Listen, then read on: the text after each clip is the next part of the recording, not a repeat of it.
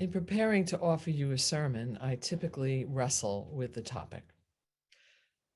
During that time, I wait for something that feels extraordinary to influence me.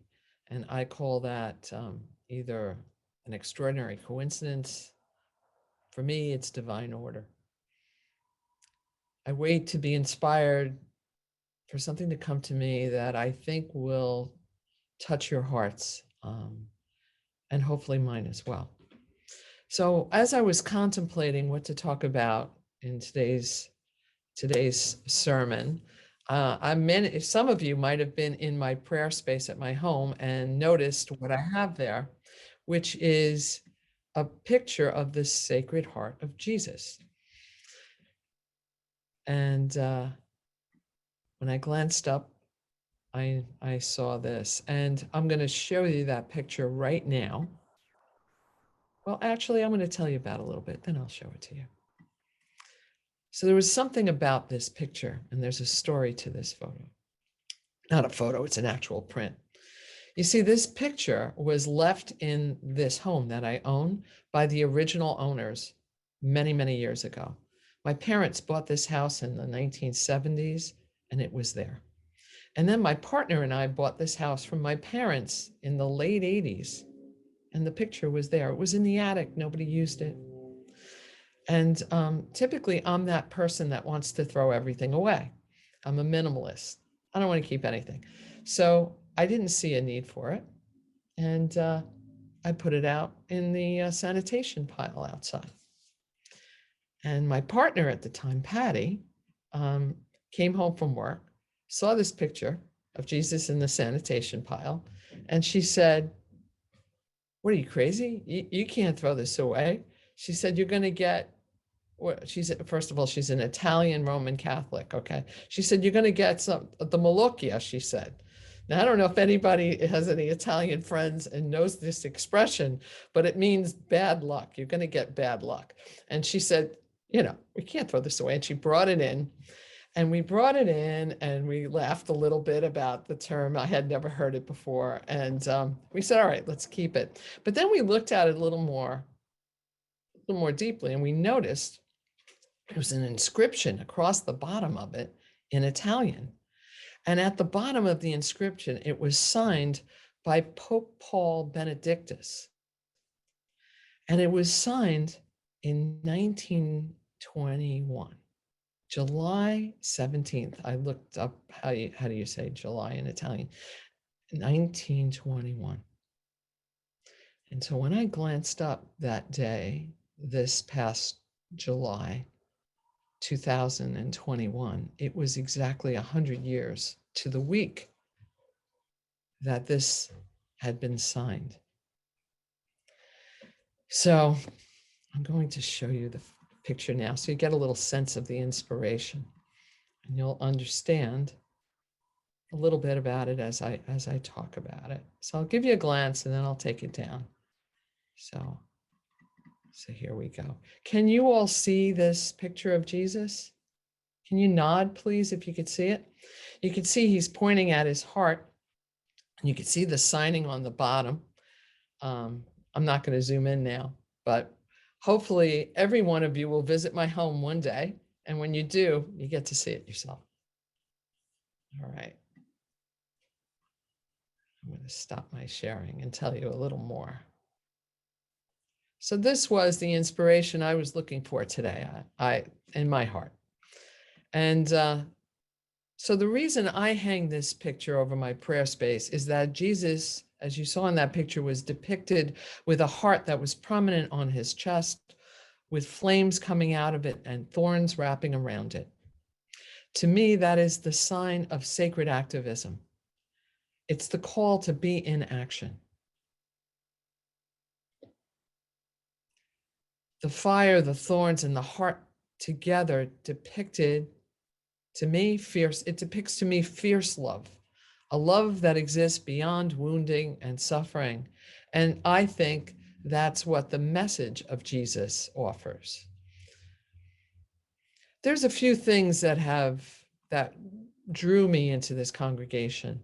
And when I walked in person back in January of 2020 to just get a sense of all of you. When I walked in, there was a Black Lives Matter sign and there was a rainbow flag. I said, all right, this could really work for me here. What I loved about all of you and this congregation is that you're focused on spiritual and secular activists, the people who have done the extraordinary work, and many who have given their lives to awaken this world into a better existence. But we often pass over Jesus in the conversation, Jesus of Nazareth. And I think avoiding talking about Jesus is throwing out the baby with the bathwater. And it's likely several people might have chosen not to attend this service, typically by seeing Jesus in the title or his photo on that flyer. I know one dear person that I'm close to didn't come on. And I just want to say that I get it.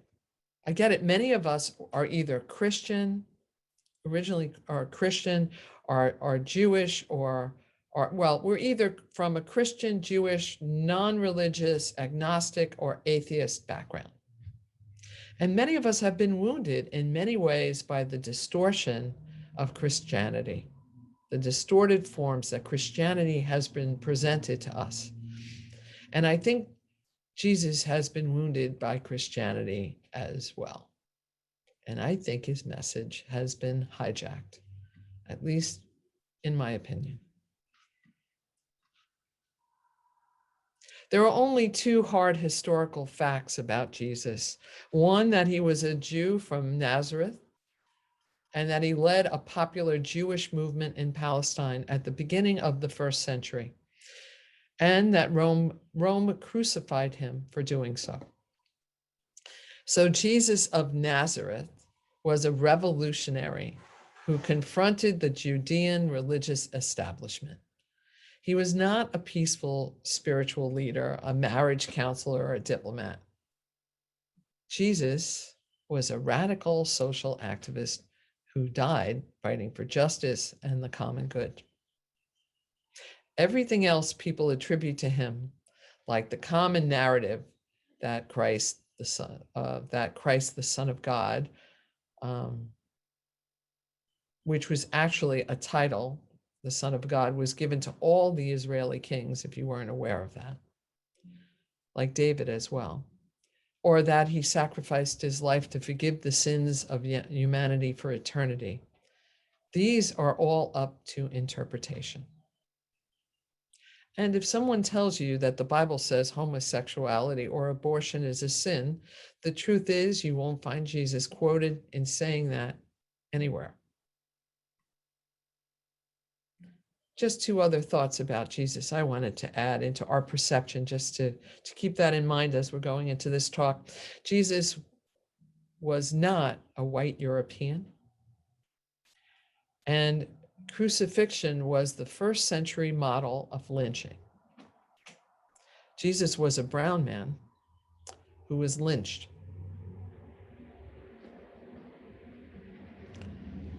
So personally, Jesus was my teacher my entire life, and he remains so. Not as God, or as the Son of God, or part of the Trinity. I do not perceive him as that. I see Jesus as one of the most enlightened beings who has ever walked the earth. And if some of us, or some human beings, come into our body with an intention of creating a more loving and just world, he was certainly that.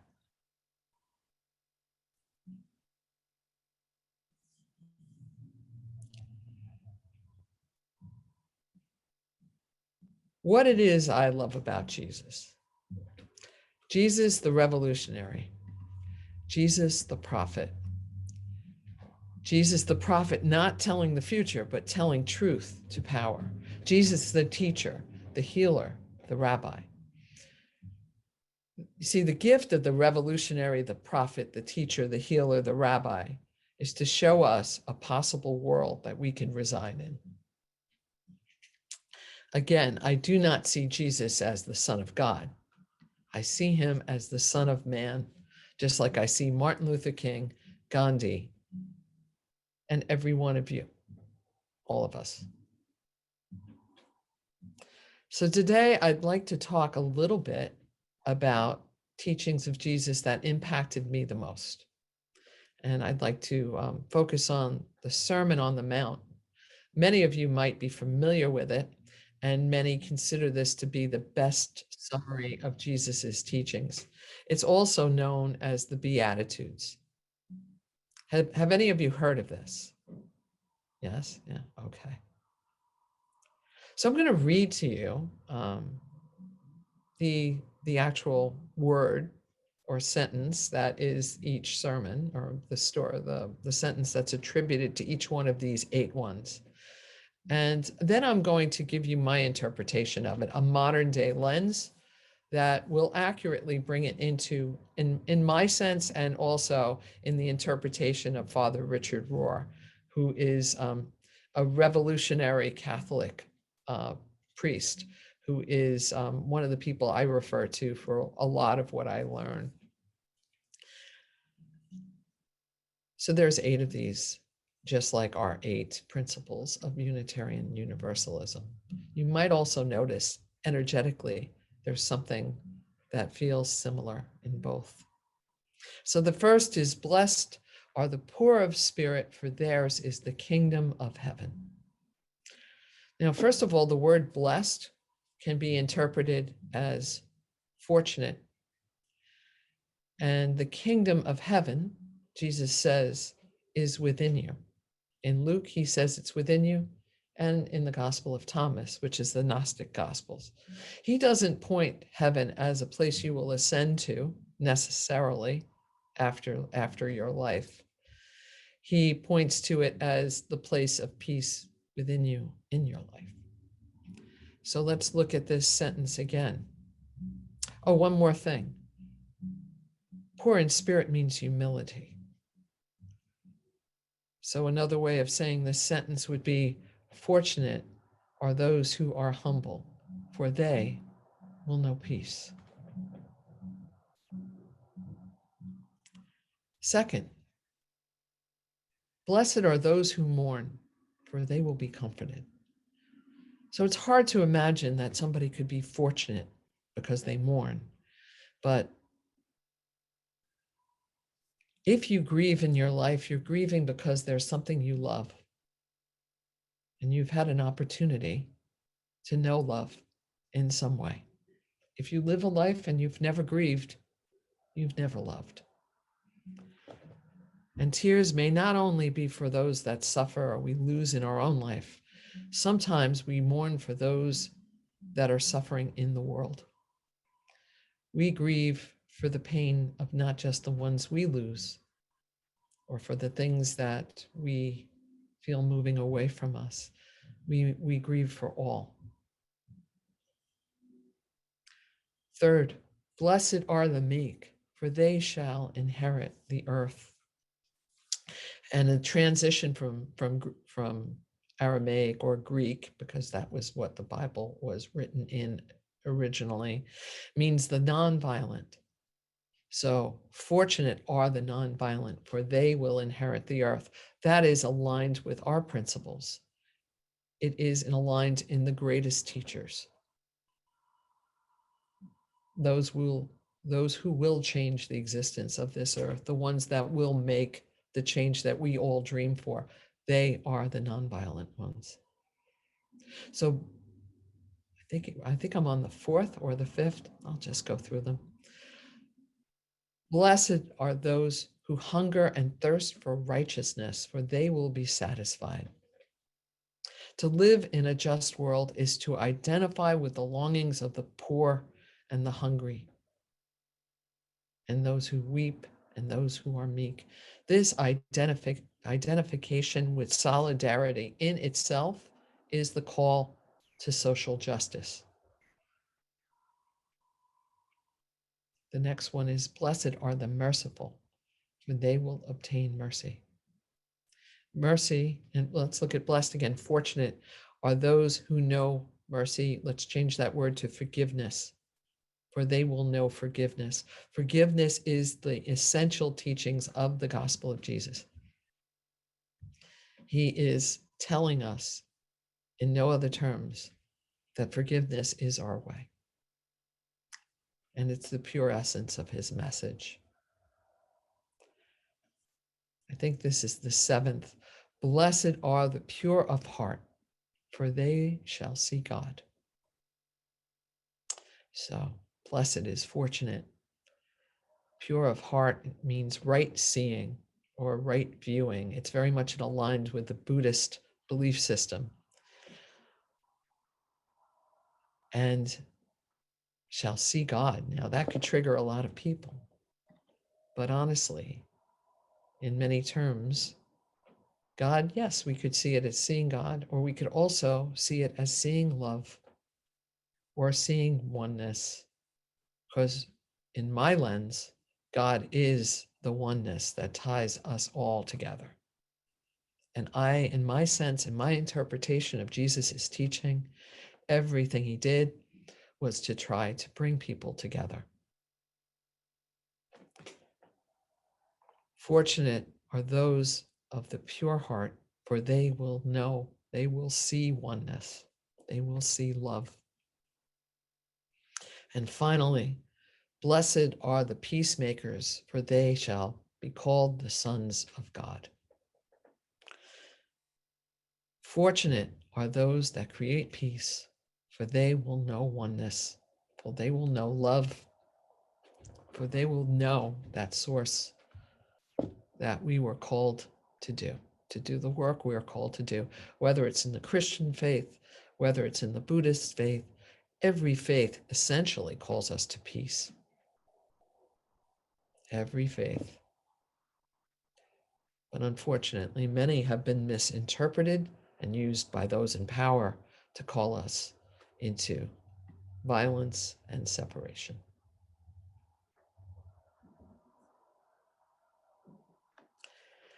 Much of Christianity focuses, now I've just completed that, and we could talk about this more at another time if this interests you.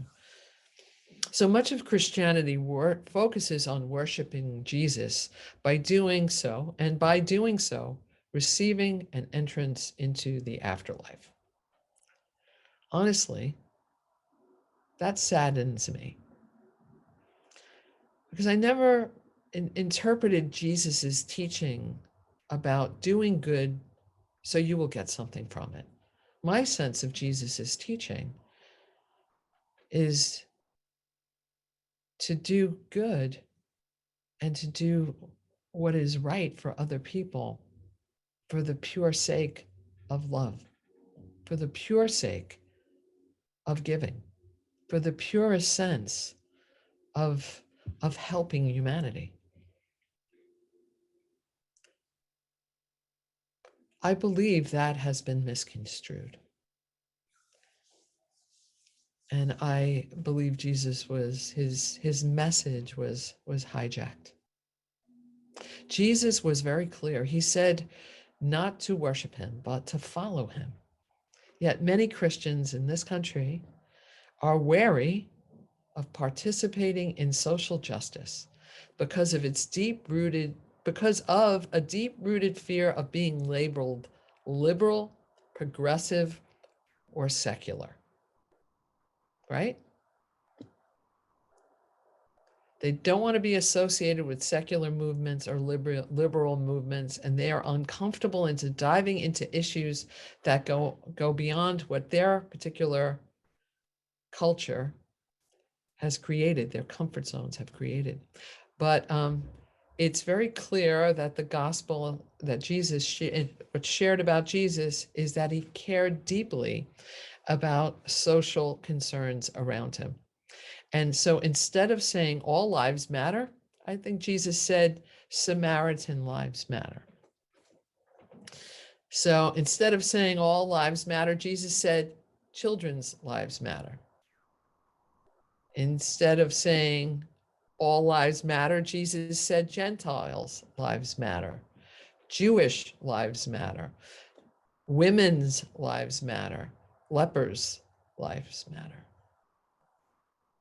Jesus specifically spent his 3 years that he preached from 30 to 33 intentionally helping each specific group of people that were alienated, mistreated, and facing injustice.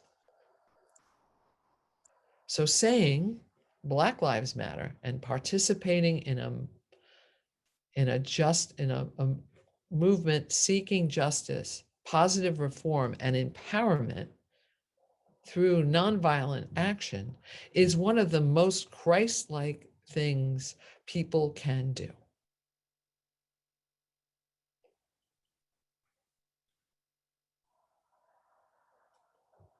But unfortunately, Jesus has been hijacked. Most of you know I was raised in the Armenian church. My father played a pivotal role in the community, and he was the head of the Sunday school. I mean, we were so enmeshed in the congregation that my brother was part of it, and he actually married my Sunday school teacher. Great choice, Lionel. My brother's on here. She's the perfect, wonderful, wonderful sister-in-law I have. I adore her. We were enmeshed. But when I was a teenager, my father became disheartened with the parish council. He didn't like the way that that they were treating the priest at the time.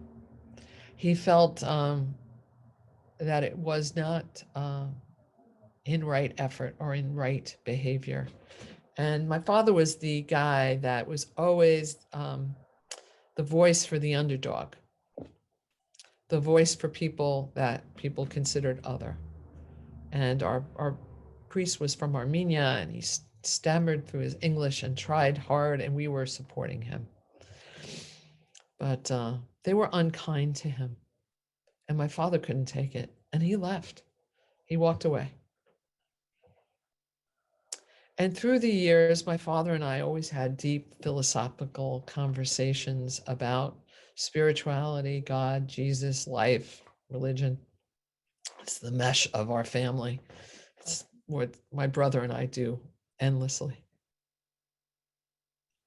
And my father gave me this one invitation. He said, to be a good Christian, which was my identity at the time, there's only one thing you are called to do, and that's to live a life as Christ-like as you can. That's a tough invitation, but that's what my father really tried to do. And honestly, that's what I try to do. But mindfully, mind you, I fail at it all the time. I keep trying and I fail and I try again.